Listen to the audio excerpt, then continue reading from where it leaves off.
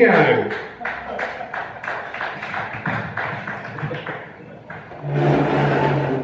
We got another comedian coming up next. What a surprise at a comedy open mic.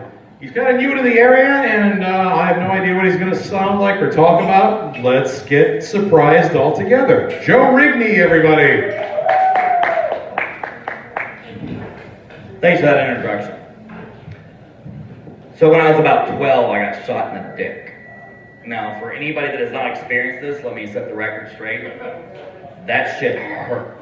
I remember my brother running up to me, getting all down eye to eye with the shit, looking at it, he's like, dude, you got a hole in your dick. Then he got all satanic with the shit.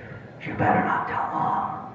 Because see, I grew up in a family that when you get hurt, you don't say shit. Now, let me say, walking off a hole in the dick is easier said than done.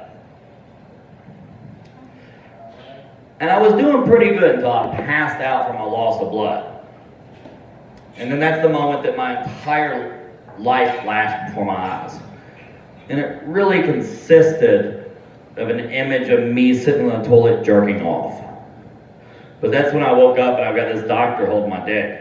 And he's like, somebody's got an ouchie. And that's a real zinger. I mean, these aren't even medical terms. I look down and my dick's looking up at me like, help me. But I'm married now, and let me tell you something about marriage. When you're married, pussy is a heavily guarded commodity. Like, my wife doesn't really think that the bed is a place for fucking as much as it's a place to play on her phone, like everybody in here is doing, until you pass out. And I've tried to get everything to get her to stop this shit. The other day, I laid my dick across the screen. She left swiped the shit and kept reading her articles like she's fucking Johnny Five. But no, that's the thing about marriage. It'll really make you hate your life to the point that you spend every waking moment jerking off. Like, literally, I've been jerking off so much, I come to an IOU like earlier. Those were the fucking days, right? But I remember when I was a kid, I actually got caught jerking off. It was like 3 in the morning. I'm watching porn, my mom walks in. I've got my dick in the VCR. Now, my mom is a God-fearing woman. So she felt like I must have some kind of satanic dick demon living inside of me that's causing me to fuck all the household items. Now, this shit ended me up into church real fucking fast. That's where I met Pastor Tim, a great loving man. He sat me down and he's like, look, if you can accept Jesus Christ into your life, the gates of the kingdom of heaven are going to open up. And everything you thought possible in your life is going to present itself to you. Well, this was about the best thing I'd ever heard in my fucking life. So I became the most Jesus-loving little bastard ever. I was in there morning, noon, and night praying for a fucking blowjob. Because I figured if Jesus was going to deliver that shit, that he'd just throw the pussy in for free.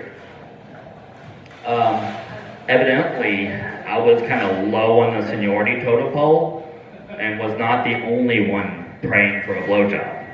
Because shortly after, Pastor Tim invited me into his office, where he thought it'd be a great idea to show me his staff of guidance, which is church talk for I'm going to put my dick in this little boy.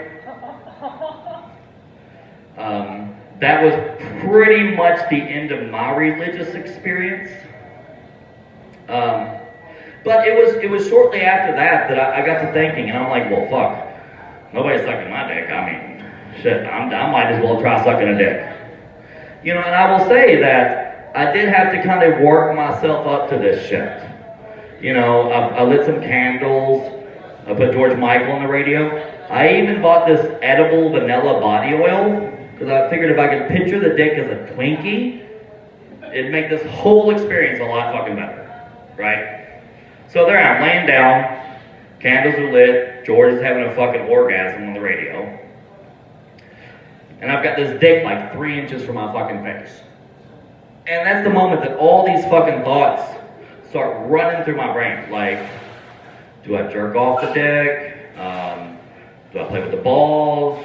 You know, do I slip a finger in the ass? I mean, really, like, these are life-defining decisions, and this is really like my one shot at the big show.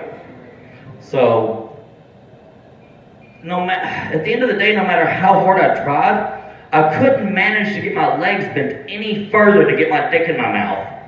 So I jerked off and went to bed. You guys are great. Thanks for the time. Joe Rigney, everybody. Joe Rigney, all right. Try to jerk off in